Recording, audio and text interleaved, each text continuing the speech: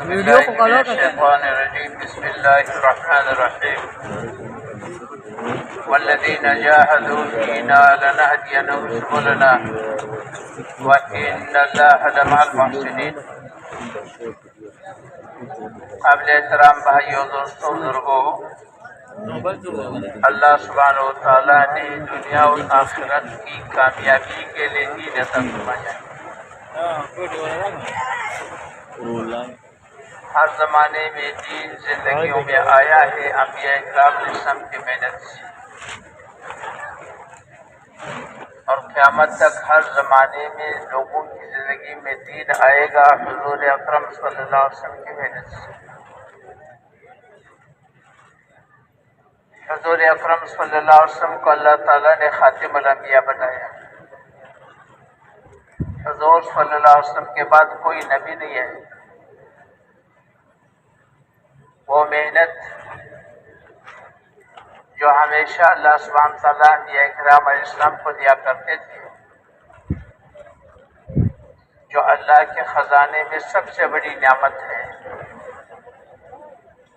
وہ محنت اللہ سبحانہ تعالیٰ نے حضور اکرم صلی اللہ علیہ وسلم کے ختم نبوت کے تحفے اس امت کو اللہ نے عطا فرمائی.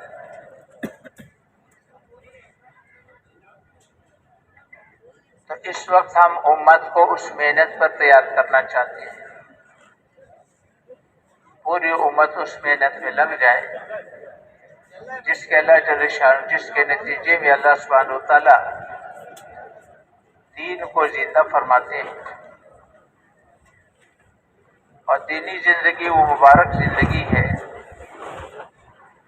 کہ جس پر رکھ کر اللہ سبحانہ وتعالیٰ دنیا کی کامیابی عطا فرماتے ہیں، دنیا کی مصیبتوں سے حفاظت عطا فرماتے ہیں، اور آخرت کے ہمیشہ کی کامیابیاں نصیب فرماتے ہیں، اور آخرت کے ہمیشہ کی مصیبتوں سے اللہ حفاظت فرماتے ہیں. تو ہمارا اور آپ کا یہ اجتماع یہاں پر جمع ہونا اس محنت کے لیے ہے کہ ہم اس محنت پر امت کو تیار کرنا چاہتے ہیں اور پوری امت کو تیار کرنا چاہتے ہیں، اور ہر فرد امت کو اس طرح تیار کرنا چاہتے ہیں کہ ہر فرد امت اس محنت پر اپنا سب کچھ ایسا لگائے جیسے انبیاء کرام علیہ السلام لگایا کرتے تھے، اور جیسے صحابہ کرام رضوان اللہ علیہ مجمعین نے سب کچھ لگایا. یہ ہمارا عنوان ہے اور اس کے لیے ہم جمع ہیں. قابل احترام بھائیو، دوستوں، بزرگوں، اس انسان کو اللہ سبحانہ وتعالیٰ نے ساری مخلوقات میں چنا ہے. اس کو اپنا خلیفہ بنایا، سارے فرشتوں کو اس کے سامنے سجدہ کرایا، مخلوق کو اس کی خدمت پہ لگایا. ساری مخلوق اس کی خدمت پہ لگی ہوئی ہے. اس کو اشرف المخلوقات بنایا، اور اس انسان کو اللہ سبحانہ وتعالیٰ نے اپنے لیے بنایا. اللہ سبحانہ وتعالیٰ اس انسان کو ختم نہیں کرے گا. موت پر اس کی زندگی ختم نہیں ہوگی، نئی زندگی شروع ہو جائے گی. اللہ سبحانہ وتعالیٰ کہ وہ ذات ہے جو ہمیشہ کے لیے ہے، تو اس انسان کو ہمیشہ اپنے پاس رکھے گا.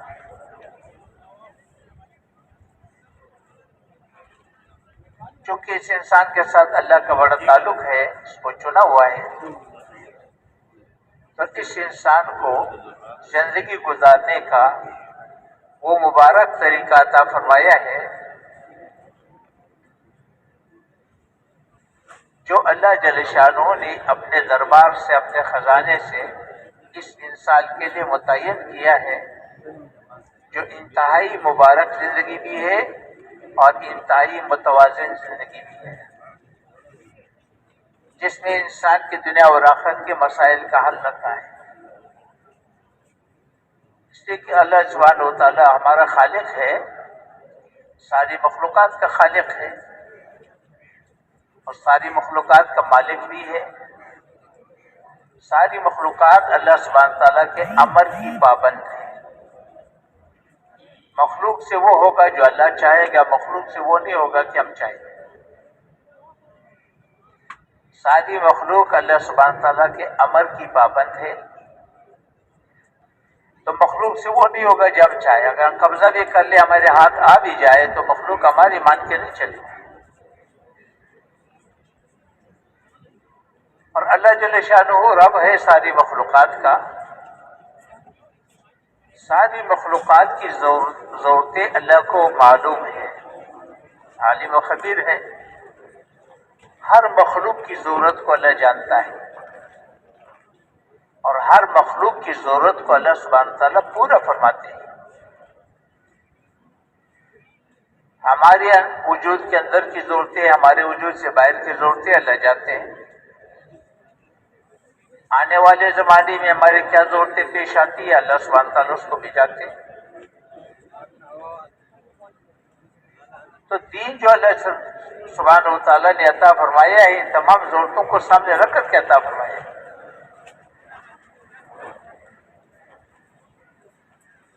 اور اللہ سبحانہ و تعالیٰ تمام ضرورتوں کو جانتا بھی ہے، اس کو پورا کرنے کی قدرت بھی رکھتا ہے۔ اللہ پاک قادر ہے۔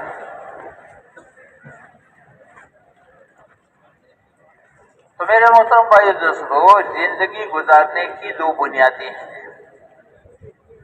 ایک اللہ کا دین ہے جو اللہ سبحانہ تعالیٰ نے بھیجا ہے، ہر زمانے میں انبیاء کرام علیہ السلام کی ذریعے سے اللہ نے دین بھیجا ہے۔ یہ انسانی زندگی ہے اور یہ ایمانی زندگی ہے۔ اس پر اللہ سبحانہ تعالیٰ نے دنیا اور آخرت کی کامیابیاں رکھی ہیں۔ اور ایک مادی بنیاد ہے جو شیطانی اور نفسانی بنیاد ہے۔ جب زندگی شیطانی اور نفسانی بنیاد پر اٹھائی جائے گی تو پھر ٹکراؤ ہوگا، سینہ جمتی ہوگی۔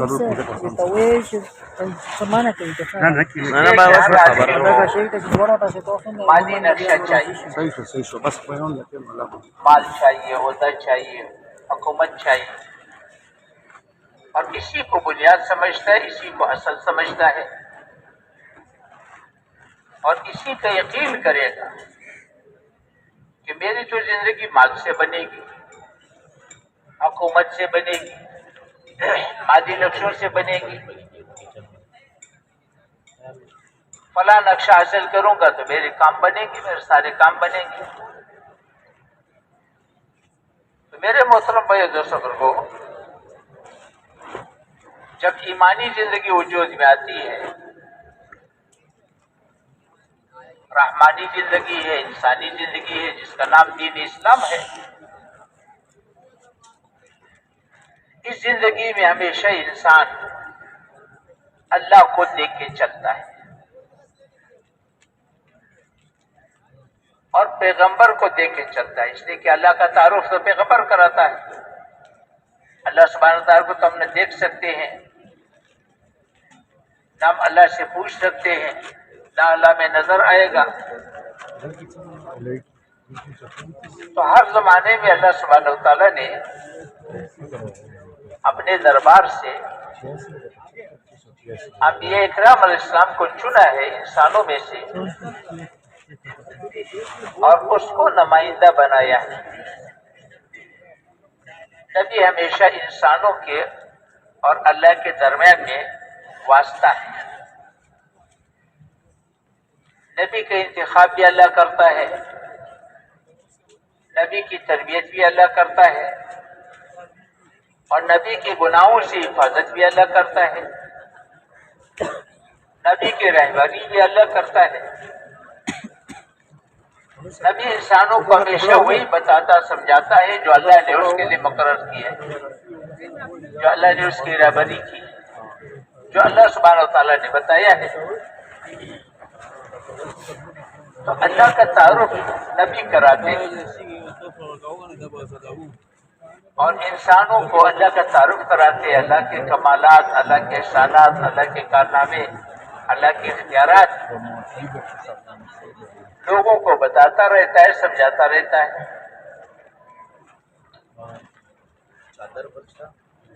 اور دین کی جو احکامات ہیں وہ بتاتا رہتا ہے کہ اللہ کے یہ احکامات ہیں.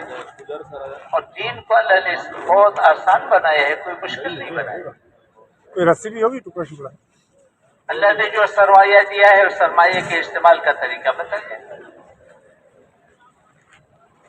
ہاتھ اللہ کی نعمت ہے، اس نعمت کو کیسے استعمال کرو کہ اللہ راضی ہو جائے.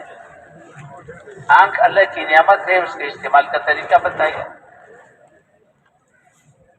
اسی طرح جتنے ہمارے اعضاء جوارے ہیں ان کا استعمال بتایا ہے، جو ہر انسان کو اللہ نے عطا فرمایا ہے. باہر سے کوئی چیز نہیں لانا پڑتا، جو کچھ اللہ نے عطا فرمایا ہے اس کے بارے میں احکامات دیے. تو دین پر چلنے والا ہمیشہ اللہ کو دیکھ کے چلتا ہے، اللہ کے نبی صلی اللہ علیہ وسلم کو دیکھ کے چلتا ہے. چونکہ اس انسان کو اللہ نے اپنے لیے بنایا ہے، ہمیشہ اللہ کے پاس رہے گا. موت پر اس کی زندگی شروع ہو جائے گی اور اس کے کئی مراحل ہیں. سکرات ہے، برزخ ہے، قیامت ہے، حشر ہے، پولیس رات ہے، ہمیشہ کی جنت ہے یا ہمیشہ کی جہنم ہے. یہ سارے مراحل ہر انسان پر آنے والے ہیں، وہ چاہے یا نہ چاہے. انسان کی منشا کے سے کوئی تعلق نہیں، ہر انسان پر آنے والے. تو دین پر چلنے والا ہمیشہ اللہ کو دیکھ کے چلتا ہے، نبی کو دیکھ کر کے چلتا ہے، اپنی آخرت کو دیکھ کر کے چلتا ہے. دین پر چلنے والے کا کسی سے گلہ نہیں ہوتا، کسی سے شکایت نہیں، کسی سے امید بھی نہیں. اس لیے کہ اس کا یقین ہے کہ مخلوق تو اللہ کے امر کی پابند ہے، مخلوق سے تو کچھ ہوگا نہیں، کرتا دھرتا تو اللہ کی ذات ہے. میں اللہ کو دیکھ کر کے چلوں گا تو اللہ جل شانہ میرا کام بنائے گا، اسباب کے ذریعے بنائے یا بغیر اسباب کے بنائے. مادی نقشہ مجھے ملے یا نہ ملے، میرا کام تو اللہ بنائے گا.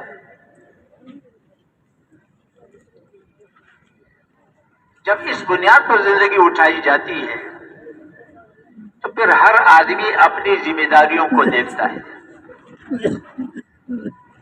کیونکہ انسان کی زندگی ایسی ہے، اشرف المخلوقات والے نے بنایا،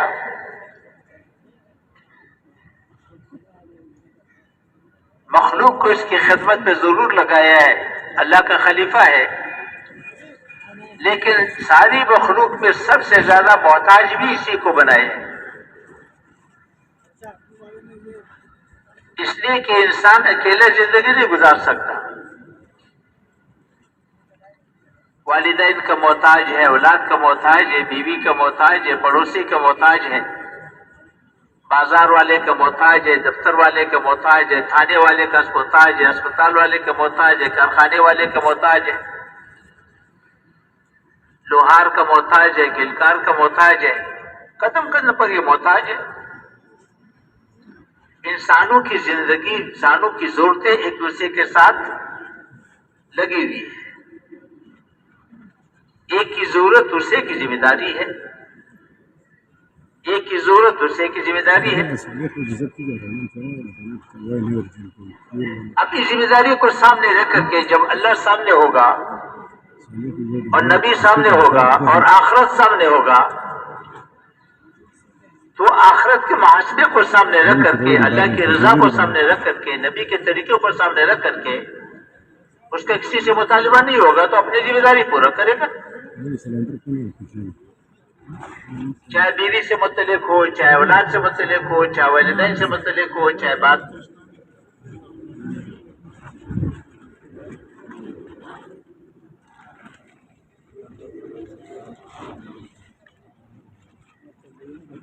وہ ہمدردی کی بنیاد پر ہے۔ یہ تو محبتوں کا دین ہے، ہمدردی خیر خواہی کا دین ہے، دین تو خیر خواہی ہے۔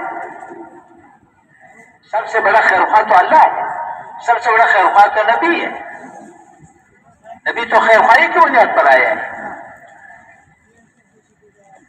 اس کی بنیاد تو خیر خواہی ہے۔ تو یہ انسان جہاں جائے گا اس سے خیر ملے گا، جس سے واسطہ پڑے گا اس کو خیر ملے گا۔ والدین اولاد سے کیا چاہتے ہیں؟ یہ اللہ نے اولاد کا دین بنایا۔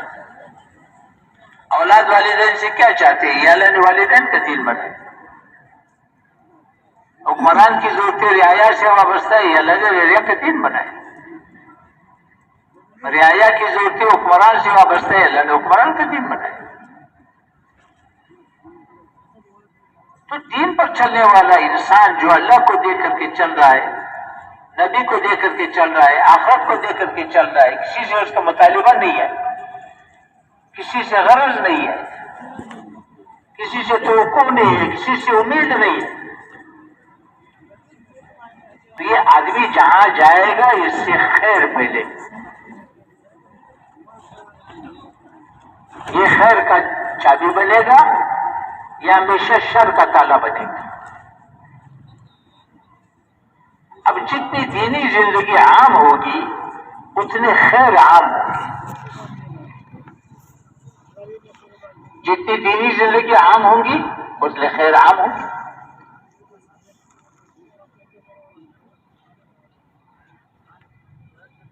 اور دوسری بنیاد ہے کہ مادیت سامنے ہو، مادیت کو اصل سمجھا جائے۔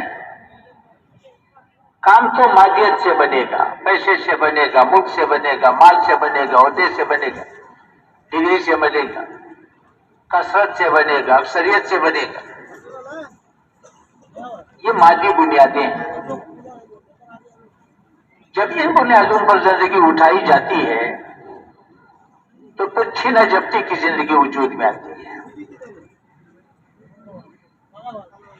کیونکہ پیسہ حاصل کرنے کے لیے آدمی اپنی صلاحیتوں کو لگائے گا، غریب ہو، مالدار ہو، زیادہ صلاحیت ہو، بڑی صلاحیت ہو، چھوٹی صلاحیت ہو، اس کو پیسہ چاہیے۔ اس کو بھائی نہیں چاہیے، اس کو پیسہ چاہیے۔ اس کو برادری نہیں چاہیے، اس کو پیسہ چاہیے۔ اس کو قوم نہیں چاہیے، اس کو تو پیسہ چاہیے۔ تو باپ اولاد کے ساتھ اسی بنیاد پر سلوک کرے گا، اولاد والدین کو اسی بنیاد پر دیکھے گا، بھائی بھائی کو اسی بنیاد پر دیکھے گا، حکمران رعایا کو اسی بنیاد پر دیکھے گا، رعایا حکمران سے یہی مطالبہ کرے گا۔ مادی بنیادیں ہوتی ہیں جو ٹکراؤ کا ذریعہ ہے، ہمدردی نکل جاتی ہے، پھر یہ انسان نہیں رہتا، یہ حیوان رہتا ہے۔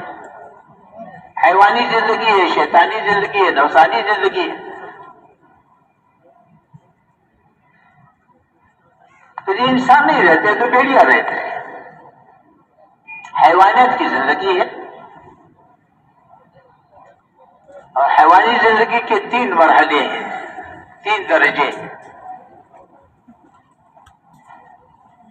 ایک حیوانیت کے وہ درجے ہیں جیسے گدھا، بکری، گائے، بھینس ہے، اس کو اپنے پیٹ سے غرض ہے، اپنی خواہش پورا کرنے سے غرض ہے. ساری دنیا کے بیٹے بھوک سے مر گئے، اس کو کوئی پرواہ نہیں. اس کا سامنے گدا بھوک سے مر رہا ہے، اس کو کوئی پرواہ نہیں. یہ پہلا مرحلہ ہے. تو دوسرا مرحلہ درندگی کی زندگی ہے. بھیڑیا پیٹ بھرنے کے لیے بکری کی زندگی کو چھینے گا، شیر پیٹ بھرنے کے لیے گائے کی زندگی کو چھینے گا، اس کو برباد کرے گا، اس لیے کہ پیٹ بھرے گا، اس کو کسی سے ہمدردی نہیں ہوتی. اب پھر تیسرا لگا وہ آئے گا جو زہریلی جاندار کی ہے، سانپ ہے، بچھو ہے. اس کی عادت بنتی ہے ڈنگ مارنا. بلے سے جس کو ڈنگ مارا اس کی زندگی ختم ہو جائے اور اس کو فائدہ بھی نہیں ملے گا. اس کو دوسرے کی زندگی برباد کرنے میں مزہ آتا ہے اور اسی کو کامیابی سمجھتا ہے. اپنی تجارت چل رہی ہے، اچھی طرح چل رہی ہے، لیکن پڑوسی کی تجارت کو چلنے نہیں دے گا. اس سے ذرا سارے معاملات ہیں. تو پھر حیوانی زندگی وجود میں آتی ہے. جب حیوانی زندگی وجود میں آتی ہے، یہ پھر لعنتوں کی زندگی بنتی ہے، چینا جپٹی کی زندگی بنے گی. پھر ایک دوسرے سے بیزار رہتے ہیں. جہنمی ایک دوسرے سے بیزار رہتے ہیں، جہنمی ایک دوسرے پر لعنت کرتے ہیں. ہر جہنمی دوستوں کے لیے اذیت کا ذریعہ بنتا ہے.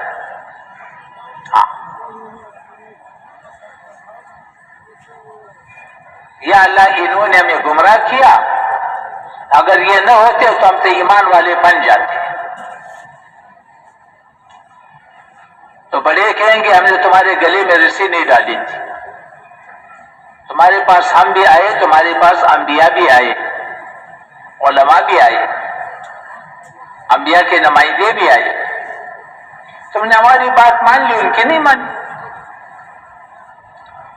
نہیں، وہ جو دن رات تم منصوبے بناتے تھے، تو پھر کیا ہوگا؟ جلسے ہوں گے، جلوس ہوں گے، نعرے ہوں گے، ایک دوسرے کو گرانے، میدان گرم ہوگا، ایک دوسرے کو گراتے رہیں گے. اور عوام جو اندر میں پستی رہے گی. تو آسمانی نظام بدلنے کے لیے زمین والے کچھ نہیں کر سکتے. پھر جہنم کی زندگی وجود میں آئی. اگر اسی پر موت آ گئی تو مرنے کے بعد بھی وہ جہنم کی زندگی شروع ہو جائے گی، جو بہت بڑی شدت کی زندگی ہو. اس لیے میرے محترم بھائی دوستو کو زندگی کی جو ایمانی بنیاد ہے، نبی بنیاد ہے، انسانی بنیاد ہے، وہ اللہ کا دین ہے جو اللہ نے بھیجا ہے اور نبی لے کر کے آیا ہے. اس کی بنیاد خیر خواہی ہے. نبی ہمیشہ ناصح ہے، نبی ہمیشہ امین ہے، نبی ہمیشہ خیر خواہ ہے. دین کی بنیاد خیر خواہی ہے، ہمدردی ہے، محبتیں. اس نے فرمایا کہ دنیا میں ایمان کے بعد سب سے بڑا عمل محبت ہے. شرک اور کفر کے بعد سب سے بڑا گناہ فساد ہے. تو ہماری محنت یہ ہے کہ یہ زندگی وجود میں آ جائے، دینی زندگی وجود میں آ جائے، دین قائم ہو جائے. جو انسانی ضرورت ہے، بنیادی ضرورت ہے، دنیا کی بھی ضرورت ہے، آخرت کی بھی ضرورت ہے. ہر مرد کی ضرورت ہے، ہر عورت کی ضرورت ہے، ہر فرد امت کی ضرورت ہے. ماننے والوں کی بھی ضرورت ہے، نہ ماننے والوں کی بھی ضرورت ہے. جو ان کو مٹا رہے اس کی بھی اتنی ضرورت ہے. جو دین کو مٹا رہے ہیں ان کی بھی اتنی ہی ضرورت ہے جتنے ہمارے اور آپ کی ضرورت ہے. اب وہ محنت یہ تین وجود میں ہے. دنیا کو اللہ نے نظام اسباب بنایا. اسباب کا پہلا مرحلہ بندے کے ذمہ ہے, دوسرا مرحلہ اللہ کے ذمہ ہے.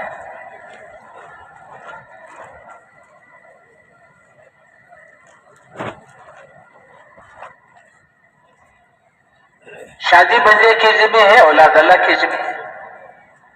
کاشت بندے کے ذمہ ہے, فصل اللہ کے ذمہ ہے. ساری دنیا کے انسان جنات مل کر کے گندم کا ایک دانہ نہیں بنا سکتے. ساری دنیا کے انسان جنات مل کر کے انسان کے ایک انگلی کا پورا بھی نہیں بنا سکتے. مختار کل تو اللہ ہے, اسباب میں بھی مختار کل اللہ ہے, لیکن انسان کی محنت کو سبب بنایا ہے. تو نبی کی محنت دین کا سبب ہے. جیسے غلے اللہ پیدا فرماتے ہیں, انسانی زندگی کو وجود اللہ عطا فرماتے ہیں, لیکن کاشت کو سبب بنایا, شادی کو سبب بنایا. اسی طرح ہدایت اللہ عطا فرماتے ہیں. کس کو عطا فرماتے ہیں یہ اللہ کے منشا پر ہے, لیکن ہر زمانے میں نبی کی محنت کو سبب بنایا ہے. ہر زمانے میں نبی کی محنت کے نتیجے میں اللہ نے دین کو وجود عطا فرمایا ہے. یہ دین کائنات کی روح ہے. جزوی دین پر جزوی کامیابی ملے گی, کلی دین پر کلی کامیابی ملے گی. جزوی کامیابی بھی بہت بڑی کامیابی ہے, اللہ اس کا بڑا قدردان ہے. پوری روح زمین پر ایک آدمی ہے جو اللہ کو ماننے والا ہے, اللہ کو کہنے والا ہے, اللہ کو پکارنے والا ہے, اور عملی زندگی میں نافرمان ہے, مگر اللہ کو پکارتا ہے, اللہ کو مانتا ہے. نافرمان بھی ہے, ایمان کا آخری درجہ ہے, اور پوری زمین میں ایک ہے, باقی سارے کفر میں ڈوبے ہوئے ہیں. تو اللہ سبحانہ و تعالیٰ کے نزدیک اس کی اتنی بڑی قیمت ہے کہ اس ایک کے لیے 7 زمین 7 آسمان کھڑے رہیں گے. ساری دنیا کی حکومتیں قائم رہیں گی, ساری دنیا کا نظام چلتا رہے گا. 800 کروڑ انسانی آبادی ان کی برکت سے کھاتے پیتے رہیں گے, اور اللہ اس کا انتظار کرے گا. جس دن اس کی زندگی ختم ہو جائے گی, جس دن اس کو موت آئے گی, اللہ سبحانہ تعالیٰ سارے زمین آسمان کو لپیٹ دے گا. نہ آسمان رہے گا, نہ زمین, نہ چاند, نہ سورج, نہ ستارے, نہ سمندر, نہ ہوائیں, نہ پانی, نہ آگ, کچھ بھی نہیں رہے. کتنا بڑا قدردان ہے اللہ پاک اس دین کا. یہ دین کائنات کی روح ہے. اور جب یہ انسان مر جائے گا, مرنے کے بعد چونکہ نافرمان رہا, اس کو سزا ملے گی, اور کروڑ سال جہنم میں ڈالا جائے گا. سب سے آخر میں جب یہ جہنم سے نکالا جائے گا, کروڑ سال کی سزا کے بعد, تو پھر بھی اس کو اس دنیا سے 10 گنا جنت, 10 گنا بڑی جنت ہمیشہ کے لیے دی جائے گی. اور ساری دنیا کے کفار حسرت کریں گے کہ کاش ہم ایک دفعہ اللہ کا نام لیتے ہیں. تو دین کا اللہ سبحانہ تعالیٰ اتنا قدردان ہے, جو نماز پڑھے گا, مسجد کو آباد کرے گا, بچوں کو پڑھائے گا, قرآن سیکھے گا, قرآن پڑھے گا, بچوں کو قرآن سکھائے گا, لوگوں کو قرآن سکھائے گا, اس کے اللہ کے ہاں کتنی قیمت ہو. تو دین کا سب سے زیادہ قدردان تو اللہ ہے. اب وہ دین ہمیشہ نبی کی محنت سے وجود میں آتا ہے. تو نبی کی محنت میں اس لیے انبیاء کرام علیہ السلام نے نبی کی محنت، انبیاء کرام کی محنت سے دین وجود میں آیا ہے. ہر زمانے میں نبی آیا، نبی نے محنت کی، اللہ نے نبی کو محنت کا موقع دیا. اللہ نے نبی کو محنت کا موقع دیا اور لوگوں کو ہدایت کی قبولیت کا موقع دیا. نبی محنت کرتا رہا. جب نبی کی محنت کا دورانیہ پورا ہوا، کسی نبی کو زیادہ وقت ملا، کسی کو تھوڑا وقت ملا. جب نبی کی محنت کا دورانیہ پورا ہوا تو اللہ سبحانہ و تعالیٰ نے پھر اپنا فیصلہ بھیجا. فیصلہ اللہ نے یہ بھیجا کہ نبی کا ساتھ دینے والوں کو اللہ نے زمین کا وارث بنایا، اور جو نبی کے مقابلے پر آنے والے تھے ان کو اللہ نے راستے سے ہٹا دیا،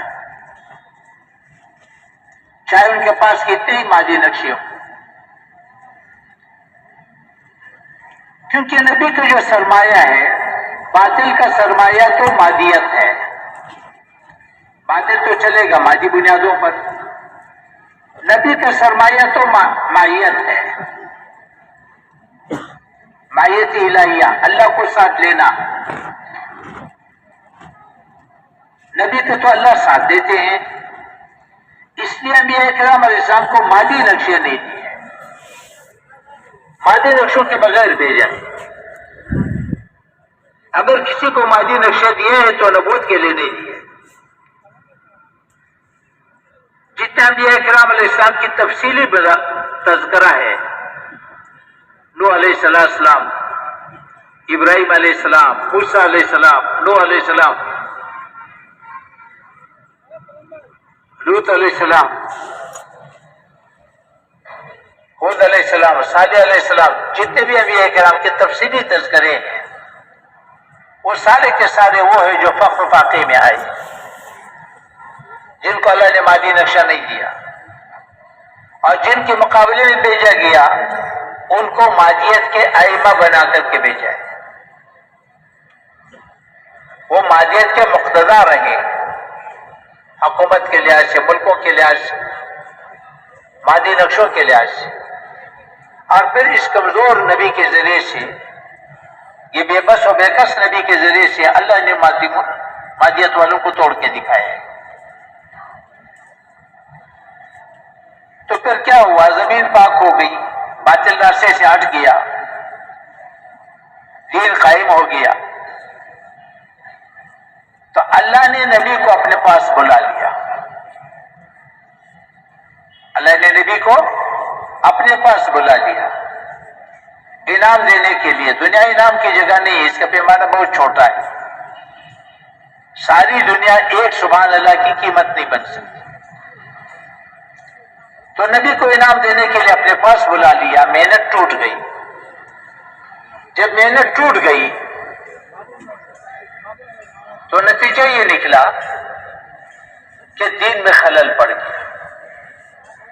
اس لیے کہ نبی محنت کا ذمہ دار ہے، امتیں ان کی معاون ہیں، امتیں نبی کی معاون ہوتی ہے. ذمہ دار تو نبی ہے. جب نبی چلا گیا، محنت ٹوٹ گئی تو دین میں خلل پڑ گیا. آہستہ آہستہ بدعت شروع ہو گئی، دین سے دوری شروع ہو گئی. پھر ایسا بھی زمانہ آیا کہ کفر چھا گیا اور دین مٹ گیا. اللہ نے پھر نبی بھیج دیا. تو انبیاء کرام علیہ السلام کے واقعات سنا کر کے اللہ نے یہ ضابطہ سمجھایا. نبی علیہ السلام کو خاتم الانبیاء بنایا، لیکن ضابطہ وہی برقرار رکھا. ساری انسانیت کو دین کا محتاج بنایا. دنیا اور آخرت کی کامیابی موقوف کر دی دین پر. دین کو اللہ سبحانہ تعالیٰ موقوف کر دیا نبی کی محنت پر. اور نبوت کے دروازے کو بند کر دیا. تو اللہ سبحانہ تعالیٰ نے یہ محنت اس امت کو عطا فرمائی. تو ضابطہ کیا رہا؟ سب سے پہلے نبی کی محنت وجود میں آئے گی. سب سے پہلے نبی کی محنت وجود میں آئے گی. پھر اس کے نتیجے میں اللہ پاک محنت کو قبول کرے گا تو اللہ پاک پورے دین کو زندہ کرے گا. جیسے اللہ پاک فصل عطا فرماتے ہیں کاش کے نتیجے میں، ایسے نبی کی محنت کے نتیجے میں اللہ پاک ہدایت کو عطا فرماتے ہیں. جب دینی زندگی وجود میں آتی ہے پھر اللہ پاک باطل پر ہاتھ ڈال کر کے باطل کو مغلوب کرے گا اور دین والوں کو غالب کرے گا. یہاں پر ایک ضابطہ یاد رکھو. جزوی دین کا بتا دیا کہ جزوی دین بہت بڑی قیمت رکھتا ہے، جزوی دین پر بھی بڑی کامیابی ملے گی. لیکن جزوی دین پر جزوی کامیابی، کلی دین پر کلی کامیابی. جزوی دین پر آخرت میں جنت ملے گی. اب کتنے دیر کے بعد ملے گی یہ اس سے تعلق ہے کہ دین کا وجود کتنا ہے. اور کھلی دین پر اللہ باطل کو توڑ کے دکھائے گا، دین والوں کو غالب کر کے رکھے گا. یہ ضابطہ ہے. مگر ساتھ ساتھ یہ بھی یاد رکھو، محنت خالص ہو، نبی کی محنت خالص ہو تو اللہ دین کو وجود عطا کرے گا اور کامل دین کو وجود عطا کرے گا. دین خالص ہو، کامل ہو تو اللہ سبحانہ وتعالیٰ باطل کو توڑ کے دکھائے گا. اگر محنت میں ملاوٹ رہی تو پورا دین وجود میں نہیں آئے گا. اگر دین میں ملاوٹ رہی تو باطل نہیں ٹوٹے گا. پھر تو دین والوں کو بھی باطل کے سائے میں پھرنا پڑے گا، باطل کے سائے میں زندگی گزارنی پڑے گی. اور باطل کا سایہ ٹھنڈا سایہ نہیں ہے، وہ تو زہریلا دھواں ہے جس کے زہریلے اثرات سے کوئی بچ نہیں سکتا. جتنا باطل اجازت دے گا اتنا دین پر چلے گا، جتنا باطل اجازت دے گا نہیں چل سکے. کہیں کہ مسجدوں کو بند کرو، بند کرو. حرمین کو بند کرو، بند کرو. تو 230 کروڑ مسلمان کچھ نہیں کر سکتے، اس لیے کہ باطل غالب ہے. تو نبی کا جو نشانہ ہے وہ آخرت ہے اور باطل ہے، سارا باطل ٹوٹ جائے. لیکن اس کے لیے محنت کامل چاہیے. دین متعین ہے، محنت بھی متعین ہے. دین میں نبی علیہ السلام کی اتباع لازمی ہے، جوہد میں بھی اتباع لازمی ہے. جیسے دین میں ملاوٹ نہیں ہو سکتی، محنت میں بھی ملاوٹ نہیں ہوگی. خالص محنت ہو. نبی علیہ السلام مقتدا ہے، دین کے لحاظ سے نبی علیہ السلام مقتدا ہے، جوہد کے لحاظ سے. صحابہ کرام نے دین کو سمجھا ہے، امت تک پہنچائی ہے. نبی علیہ السلام کے درمیان، نبی علیہ السلام کا یعنی درمیانی واسطہ بنے ہیں نبی اور امت کے. اسی طرح صحابہ کرام نے جس ترتیب سے دین کی محنت کی، امت اس ترتیب پر آئے گی تو دین وجود میں آئے گا. جیسے دین متعین ہے، جوہد بھی متعین ہے. تو ہم نبی کے ترتیب پر محنت کو سیکھیں گے، سیکھنا چاہتے ہیں اور پوری امت کو اس پر تیار کرنا چاہتے ہیں. اس کے لیے ہمارا یہ اجتماع ہے. اب اجتماع کے لیے جو مجمع آیا ہے، اس لیے جو نا یہاں پر اجتماع اصلی شکل پر رہے گا تو پھر تو یہ اجتماع خیر کا ذریعہ بنے گا. تو کہیں خدا نخواستہ یہ نہ ہو کہ اجتماع جو ہے نا کوئی اور شکل اختیار کرے. یہاں تو اعمال کے لیے بلاتے ہیں، اعمال کے لیے بلاتے ہیں. اعمال میں بیٹھیں گے، یہاں کی بات سنیں گے، اطمینان سے سنیں گے، اپنے تقاضوں کو قربان کریں گے تو اللہ ہمارے دل کے دروازوں کو کھولیں گے. ورنہ آ کر کے واپس چلے جائیں گے. ہر آدمی کا معاملہ اللہ کے ساتھ ہے، اللہ کے لیے آیا ہے، اللہ کی نسبت سے آیا ہے. ہر آدمی کے ساتھ اللہ کی نسبت سے سلوک کیا جائے. اب یہ اجتماع خیر کے ذریعہ ہے، آخرت کی کمائی کا ذریعہ ہے۔